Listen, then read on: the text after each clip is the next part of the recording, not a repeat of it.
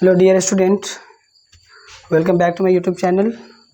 आज prose section में ही, जैसे ये सेकेंड डे का क्लास है और आज प्रोज सेक्शन में ही मैं chapter number 2 Bharat is my home, doctor Zakir Hussain, written by, इसको लेकर मैं उपस्थित हूँ। और सबसे पहले सबके पास, जैसे प्रीवियस वीडियो में बताया गया है कि रेनबो पार्ट 2 है, जो 12 ईयर के लिए, 12 क्लास के लिए ये इम्पॉर्टेंट है बुक और फाइनल बुक है आपका ये। जैसे इसमें साइंस, कॉमर्स, आर्ट्स तीनों फैकल्टीज़ में ये एक कंपल्सरी पेपर है जो आपका लैंग्वेज 100 मार्क्स का है, ठीक है। प्रीवियस वीडियोज़ में 1 चैप्टर जो होता है वो पढ़ा दिया गया है, जिसके समरी हिंदी में और इंग्लिश में उसमें ऐड किए गए हैं, जिस चैप्टर का नाम था Indian civilization and culture, written by Mahatma Gandhi. अब हम लोग सेकेंड चैप्टर पे आते हैं, जिस चैप्टर का नाम है भारत इज माई होम, ठीक है। इनको लिखा है डॉक्टर जाकिर हुसैन ने।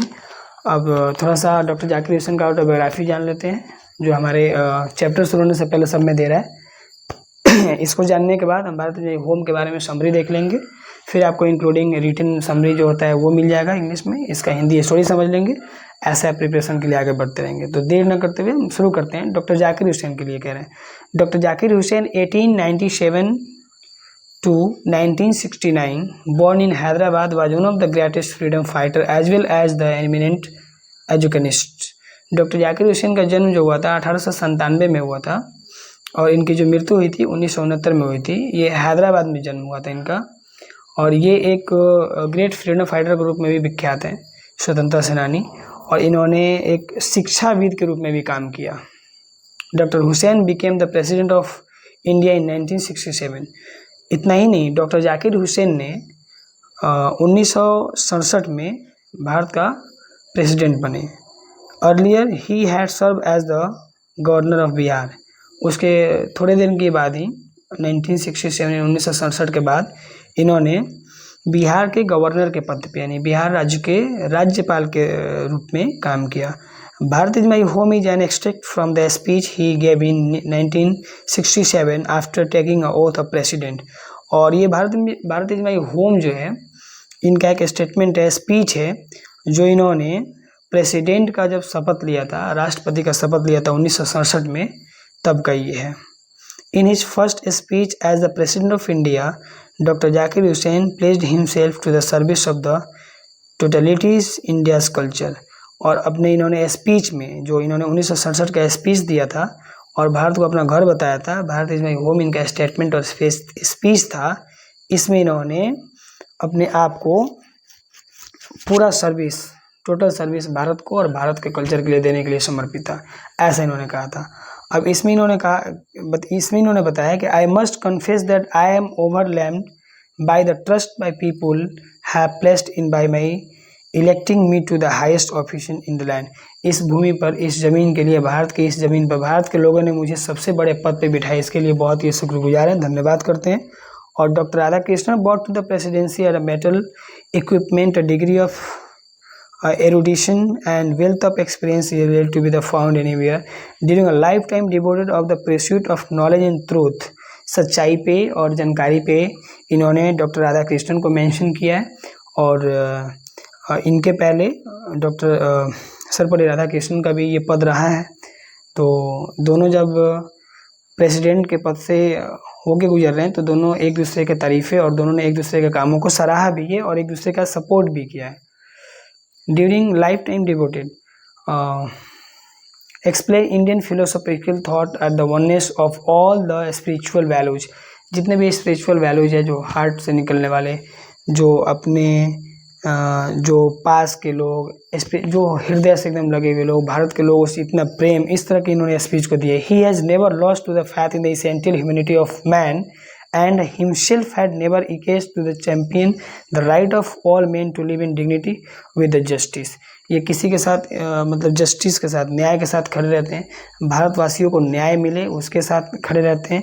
ये हमेशा कह रहे हैं कि जो फेथ है, लोगों का विश्वास है, जो लव है, जो इमोशन है इंडियंस का वो हमारे साथ बना रहे और ये भी बना के रखते हैं भारतीय लोगों के साथ। तब तो ये कहते हैं कि Bharat is my home, Bharat हमारा घर है। इनका ये भी स्टेटमेंट है कि I am the only people and India is my country. India is not only country, India is my house. Bharat मेरा घर है और हम वहाँ के रहने वाले मेंबर और सदस्य हैं।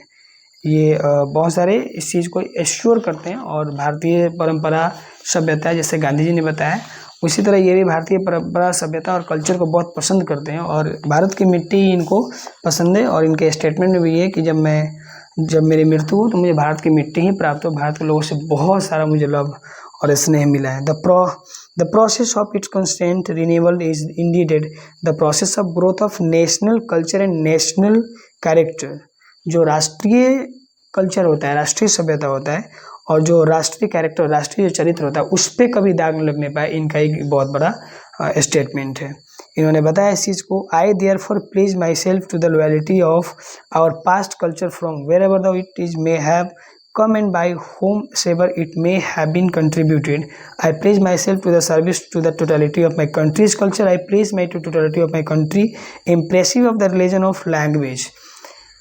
बहुत तरह की लैंग्वेज, बहुभाषिक देश है हमारे यहाँ बंगला, उर्दू, हिंदी, भोजपुरी, मैथिली, संस्कृत सही भाषाओं को रहता है। इस पर भी कोई दाग न लग पाए।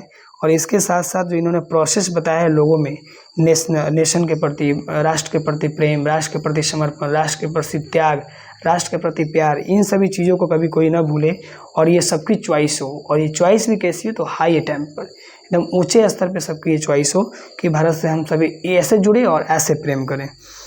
उसके बाद ये कहते हैं the family is big and is constantly growing to the bear environmentally fast pace we shall each one of us have to participate unsparingly in building its new life. It is on his own way for sheer size it takes the ahead for us are too demanding that no can one the afford to the back sit backs and just watch the for frustration become endemic in our country. The situation demands on of work and more work, salary and seniors work, solid and salary constitution of the whole material and cultural life of the people.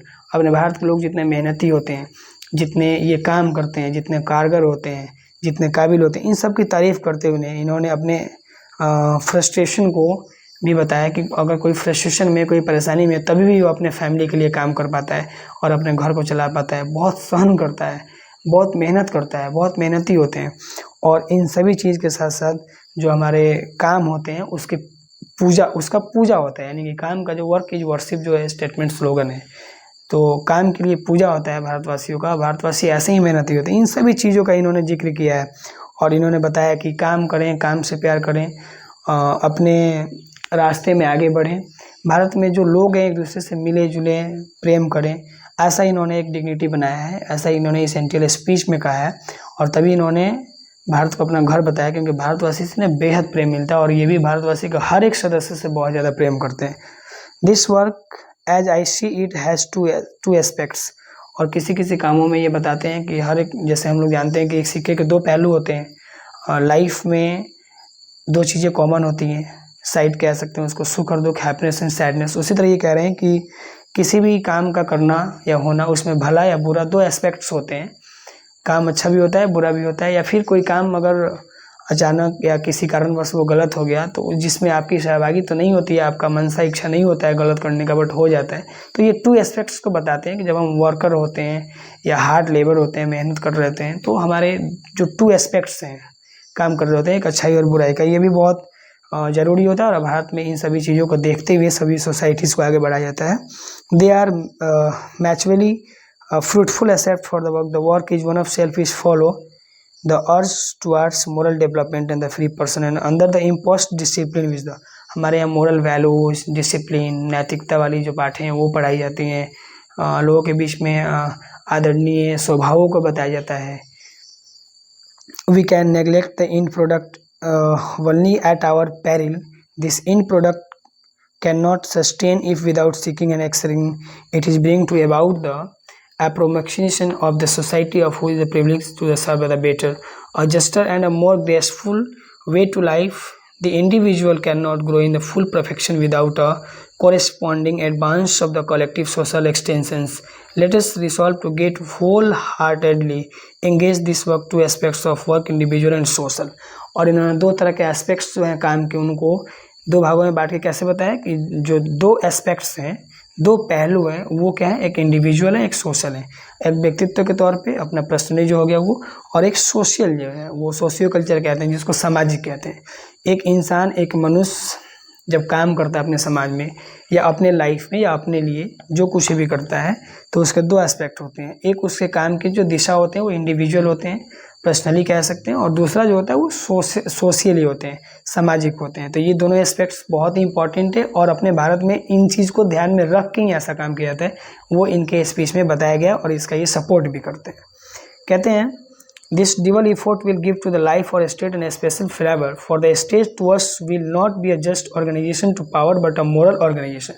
ये सिर्फ एक भारत, ये organisation संघ का, group का, ये कोई देश नहीं है, ये जो है मोरल ऑर्गेनाइजेशन है, जहाँ नैतिकता का पाठ पढ़ाया जाता हो, जहाँ इज्जत और सवाब की बातें बताई जाती हो, उसका एक संगठन है और उसका एक ऑर्गेनाइजेशन है और इम्प्रूवमेंट पावर भी है।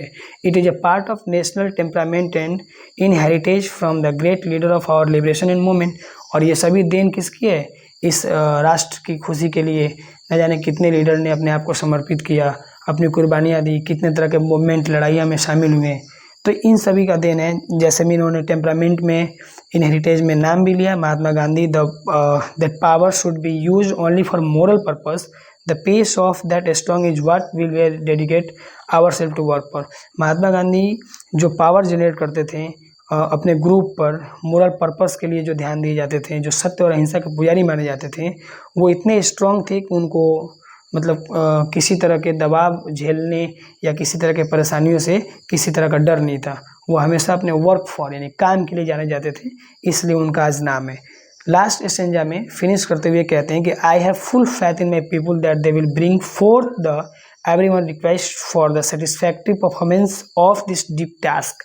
जो भारत के लिए हमारा जो टास्क है, मेन मूल कर्तव्य है, उसके लिए हमें एकदम अपने अंदर फैथ रख के, विश्वास रख के, और जो लोग हैं भारत के लोगों से, उनसे मिलना, उनसे बातें करना और हर एक तरह की खुशी को, उनके रिक्वेस्ट को, उनके आग्रह को समझना और उनके साथ आना, खड़ा होना, परफॉर्मेंस करना, ये एक बहुत बड़ा बेहतर टास्क है सभी लोगों का।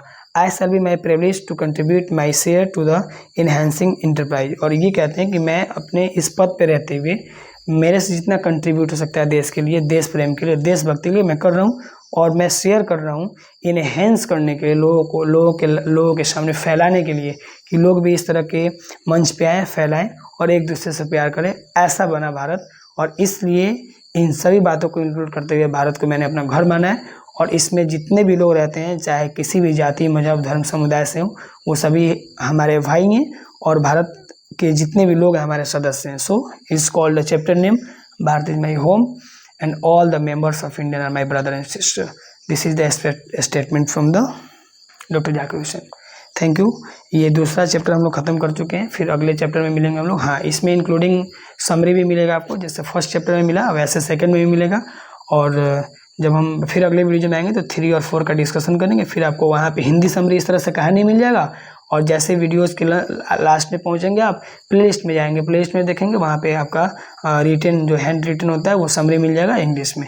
तो इंग्लिश समरी आपका वहाँ से, और जो मेरा विजुअल है, ओरली है, वो आपका हिंदी स्टोरी आप सुन पा रहे हैं। बाकी के बचे हुए क्वेश्चन प्लेलिस्ट में डाले जाएंगे। तब तक के लिए सेकंड चैप्टर के लिए वीडियोज़ में इतना ही। वीडियो को देखें, लाइक एंड सब्सक्राइब करें, दोस्तों तक पहुँचाएँ। Thank you so much watching for this video.